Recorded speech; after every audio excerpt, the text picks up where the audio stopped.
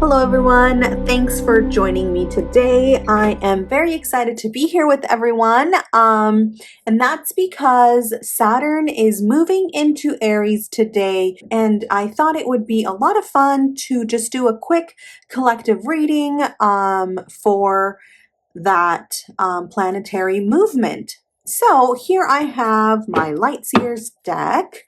I'll be using that for the reading today. I'm going to pull up my little drink here, my super cute little cat coaster, because I do like having something to drink usually. And I'll start here just quickly with the basic cards here.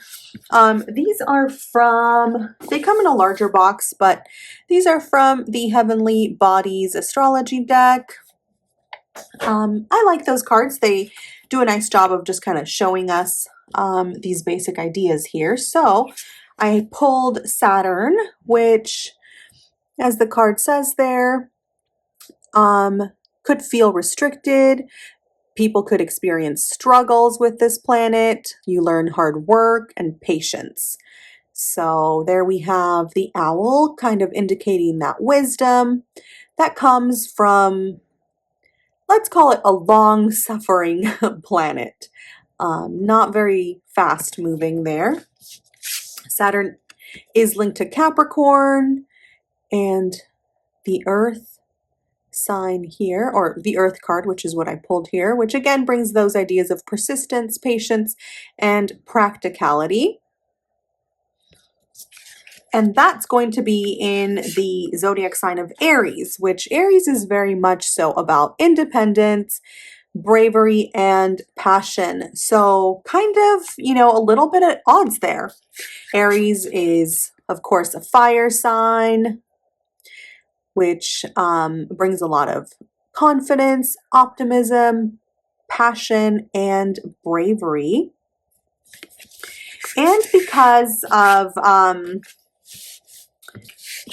Aries being a fire sign, Saturn usually connected to Capricorn and that Earth sign there, I'm thinking of these as kind of forming a square.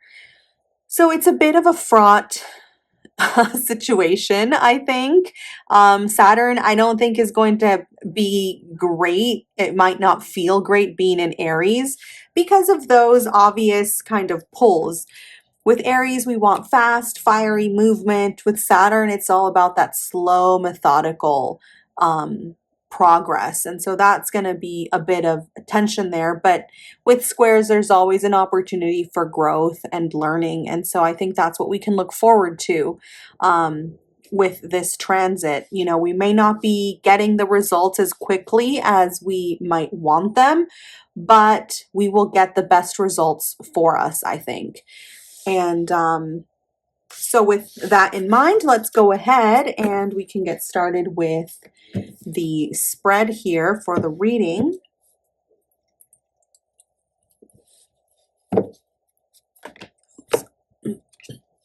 Temperance, perfect card for Saturn and Aries, I think. So let me go ahead and shuffle these. Again, my hands are a little bit smaller, so I generally split my cards up into little piles that I can shuffle more easily.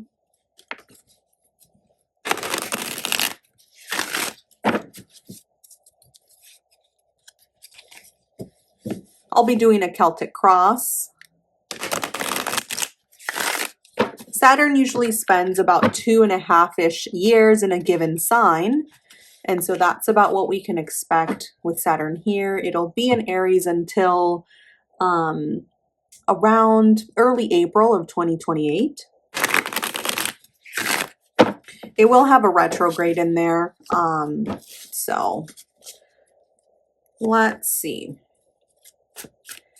And this is to just have a sense of what we can expect. Also just themes, I guess, and ideas to keep in mind as we move with this planetary position there. So what kind of things can we expect? What kind of things should we keep in mind while Saturn travels through Aries? Oh, sorry. Here we have the moon. the world. Perfect, because the world is usually Saturn. There we have the Hierophant.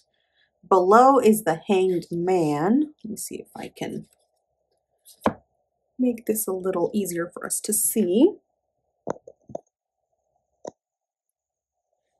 Okay.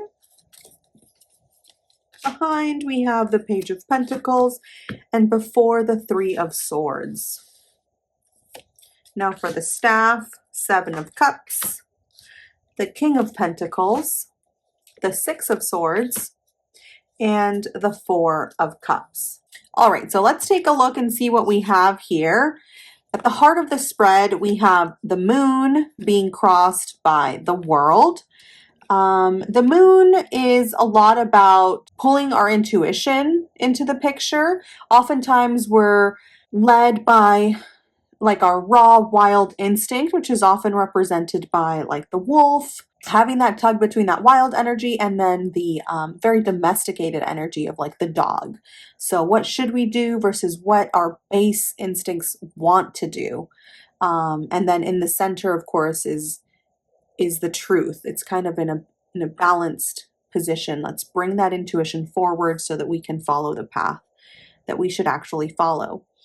A lot of things to keep in mind with the moon is being aware of what it is that's influencing us to act, and just being mindful that our actions are truly coming from us and not from these should or these instinctual want tos, but rather that it's something authentic and true and just good for us. I think that's a great actually like thing to keep in mind with Aries, with Saturn and Aries, excuse me, because that's going to be kind of the balance that we go through for these next 2.5 years, right? It's going to be that, oh man, Aries energy of just wanting to plow through, get things done, get to the point of the matter, and just move on with our life, right? But Saturn's going to really test us and force us to slow down and really think about the choices that we're making and really show some commitment to the paths that we decide to follow and pursue. Here, the World card, of course, is crossing that. So the World card is a lot about endings and new beginnings, the end of a cycle, the beginning of a cycle, which again is really appropriate for Saturn moving into Aries. Aries is the beginning of a new astrological circle or cycle. And so I think it makes a lot of sense to have this card show up at the heart of the matter. And with the moon there, what I see is just having that consideration for paths that we decide to follow or jump on, journeys that we decide to undertake, as we begin a new cycle, making sure that those paths are actually authentic to us, making sure that we slow down and take our time as we choose the things that we invest our energy in. In the deep past, we have the Hanged Man, which is usually, this stands for Neptune, and that's connected to Pisces. So we are just coming out of that situation. Saturn has been in Pisces for the past few years, and it will retrograde back into this sign at some point. And so actually, again, it makes a lot of sense that it's here in this position. And just things to keep in mind, right? The Hanged Man is a lot about having that patience and maybe having been at a standstill. Sometimes we want things to move a little bit faster than they are. And so it's going to be coming back to this point of we've been maybe in a comfort zone or just kind of hanging out, and it with Saturn moving into Aries, there's going to be a push into, okay, the ball's going to be rolling now, and there's going to be a deep-seated desire for things to progress. But as we start to move forward, we want to be careful. We want to make sure that we take thoughtful action. Here in the crowning position, we have the Hierophant, which is usually connected to tradition, elders, the ancients, that kind of thing, that energy of like established knowledge, deep, like ancient wisdom. And so that's really great to have as kind of a guiding light as we move into our new life, right? Every day is a path towards this new life. As we move into these new journeys and new kind of adventures, right? With Aries being a very like adventurous and energetic kind of sign, just keeping in mind where we come from, making sure that we stay grounded in our truth and in the things that matter to us, that we don't lose our roots as we try to stretch ourselves into the future. Behind us, we have the Page of Pentacles, and before us, we have the Three of Swords. So Pentacles points a lot to like resources or just opportunities in the material world, new resources and opportunities. And the Three of Swords is a lot about learning some hard lessons. This is usually associated with Saturn in Libra, and so that is actually an exalted position for Saturn, interestingly enough. Unfortunately, sometimes we do need to learn things the hard way. And so there may be a few hard lessons that come to us in the following years. But I think that we, should take heart that so long as we follow to the best of our ability, the path that we believe is true to us, any lessons that come along are really going to be for our benefit. So that's what we have here. In the staff positions here, we have the Seven of Cups in the position that reflects usually our attitudes towards a situation.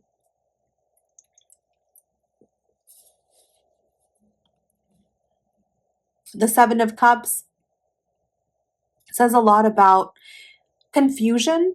When you have a lot of choices before you, there's often a sense of overwhelm and just uncertainty, like the picture here, right? Which cup do I choose? There are just so many great options out there, and it can be really challenging. It makes me think of two things. One is a great quote in The Bell Jar by Sylvia Plath.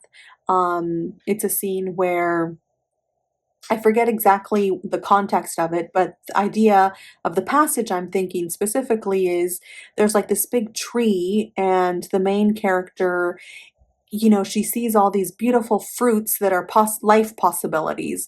And, in one, she's like, let's say, like a mother and a wife and just this family life. In another one, she's like this amazing editor and, just like a powerful woman with a great career. And in another, she's like a creative writer and just a force of the literary world. And so she's at the precipice of her future, but and the world is open to her, kind of like this card here. When you're at the start of a new cycle, the world is open and everything is possible. But at the same time, even though that's such a beautiful thing, it can also be a huge burden, because then you become undecided. It can be hard to know which path is the right path for me. And so that's kind of what this card reminds me of. And I think in that passage, the fruits on the tree kind of start to fall and they rot. And so the opportunities seem to be slipping, like sand through her fingers, basically. And that can be a real feeling that we can have sometimes when we're faced with just a whole host of opportunities. And the other idea that this makes me think of is here on the West Coast, we have In-N-Out, this like delicious burger place that everyone loves, and you just can't go wrong with In-N-Out. And I think a big source of their success is just that they have such a limited menu. There are not an infinite amount of possibilities. Yes, there's a secret menu and you can tweak things and this and that, but at the root of it, there's like, you have like three choices or something. You can have a burger with cheese, a burger without cheese, a double double, and that's about it. And I'm probably exaggerating, but point being, sometimes less choices can be a good thing because you have less to choose from and the path is clear. So with Saturn going into Aries, I think we're going to be having to face that. We're at the start of a new cycle, and the world might seem open and so many possibilities are out there, but Saturn's really going to test us to trim that down and bring things down to the bare bones and the things that are actually essential. It's going to question and push us to see, okay, what actually matters? What is worth investing in? What is worth your energy? Because again, Aries is a very energetic sign. It's a sign that wants to just burn bright. It is a sign that sparks the fire. It's the first fire sign in the zodiac wheel, and so it's that fire spark. But the spark can go out very quickly, and so Saturn is going to push us to what's going to keep that fire alive. Push us to not jump from one idea to another, but to really focus on those things that matter. Here in the second staff position, we have the King of Pentacles, and this usually is talking about our immediate environment. It's often considered your house, right? So like your house environment or that environment that's very close to you, and those influences that really impact you because of their nearness. And so there we have the King of Pentacles. So possibly, a richness in resources, an ability to have that abundance in our environment. So we may be able to really kind of nourish those things that we want to see grow in our life. But we will, I think, have to keep in mind, we don't want to learn hard lessons, and we just want to be mindful as we choose, what things do we want to invest in? What things do we want our resources to go into? And I think this obviously ties back to the Page of Pentacles here. So new opportunities, and this is the last card in that suit, with an abundance and mastery of opportunities. So that's very positive to have in our environment, I think. In the hopes and dreams and fears section of the staff here, we have the Six of Swords, which I think is not a bad card to have. The Six of Swords points to maybe going from a rough situation or some rough waters, could be emotional, turbulent times, possibly like coming from this Three of Swords here to now the Six of Swords, where we will be going to smoother waters, just a more, having more clarity, and just moving on to better things, which is, I think, something to take heart in and to be encouraged by. Even if we face some struggles along the way, things will be better at the end of it all. There are always rough spots in any journey, right? Just in a story arc, there's like that valley of death, basically, where it's like all is lost and it's the dark point in the story. And so we all kind of have to go through those dark times, but eventually we come out of it. And so I think that's good to have here, just as a nice reminder that, don't lose hope. Hang in there. All things pass. Nothing is really permanent. And that's always good to keep in mind. Here in the final outcome, we have the Four of Cups, which I think is going to point to making sure that we're not just becoming complacent or sad or just losing our awareness. Saturn can be considered a bit of a downer, you know. Saturn puts a heavy load on people and, you know, things. So we can get tired with with Saturn, right? Saturn's not this cheerful, happy-go-lucky kind of planet. It's quite the opposite. It's a very serious, meticulous, kind of a little bit dark and brooding sometimes, you know, kind of energy. And so with that comes a lot of wisdom, but it can be burdensome. And so I think with this card in the final outcome, we want to be aware that there are always opportunities in our environment. That's, you know, clear here with the King of Pentacles being in our environment position. So there are opportunities in the environment. We just have to stay aware, awake, and just, you know, open to those. We don't just want to you know, like give up. We don't want to just give in to the sorrow or grief or whatever struggle we may have. We want to just, you know, keep things moving, keep the energy flowing, and making sure that we're staying open to those beautiful opportunities that are around us. I think that's a nice little point to end on there. Just cards of note, I would say that for one, the King of Pentacles is a beautiful card, shows that there is a lot in the environment. There are some good opportunities to look forward to. The Six of Swords, you know, even if we have some rough patches that we go through, it'll pass.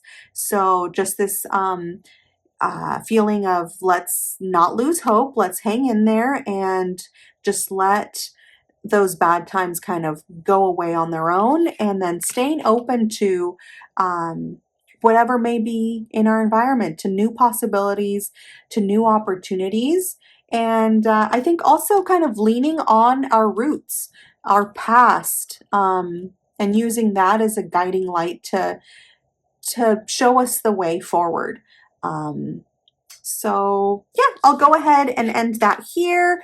I think it's really exciting that Saturn is moving into Aries. I think there's a lot to be learned and a lot to grow from that experience. And, you know, in the end, all things happen for our good and for our benefit. And so when you see things in that light, I think even the tests and trials, they just serve to make us stronger, and to make us better for the future. So let's go into this Saturn and Aries with, you know, hopefully a strong and invigorated heart and spirit, knowing that we can do all things, and that everything will be okay in the end.